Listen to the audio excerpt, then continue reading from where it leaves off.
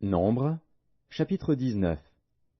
L'Éternel parla à Moïse et à Aaron et dit, Voici ce qui est ordonné par la loi que l'Éternel a prescrite, en disant, Parle aux enfants d'Israël, et qu'ils t'amènent une vache rousse, sans tache, sans défaut corporel, et qui n'ait point porté le joug.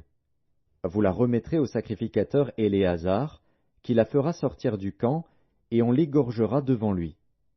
Le sacrificateur Éléazar prendra du sang de la vache avec le doigt, et il en fera 7 fois l'aspersion sur le devant de la tente d'assignation.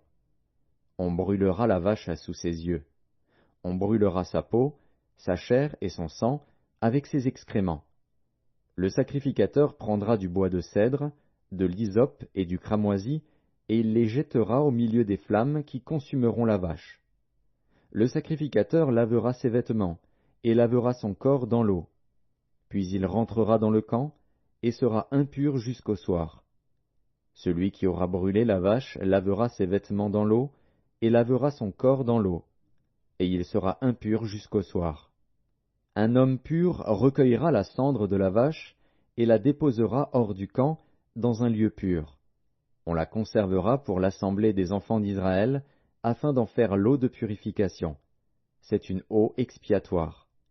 Celui qui aura recueilli la cendre de la vache lavera ses vêtements, et sera impur jusqu'au soir. Ce sera une loi perpétuelle pour les enfants d'Israël et pour l'étranger en séjour au milieu d'eux. Celui qui touchera un mort, un corps humain quelconque, sera impur pendant 7 jours. Il se purifiera avec cette eau le 3e jour et le 7e jour, et il sera pur. Mais, s'il ne se purifie pas le 3e jour et le 7e jour, il ne sera pas pur. Celui qui touchera un mort, le corps d'un homme qui sera mort, et qui ne se purifiera pas, souille le tabernacle de l'Éternel. Celui-là sera retranché d'Israël. Comme l'eau de purification n'a pas été répandue sur lui, il est impur, et son impureté est encore sur lui. Voici la loi. Lorsqu'un homme mourra dans une tente, quiconque entrera dans la tente, et quiconque se trouvera dans la tente, sera impur pendant 7 jours.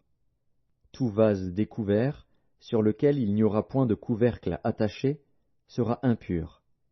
Quiconque touchera, dans les champs, un homme tué par l'épée, ou un mort, ou des ossements humains, ou un sépulcre, sera impur pendant 7 jours.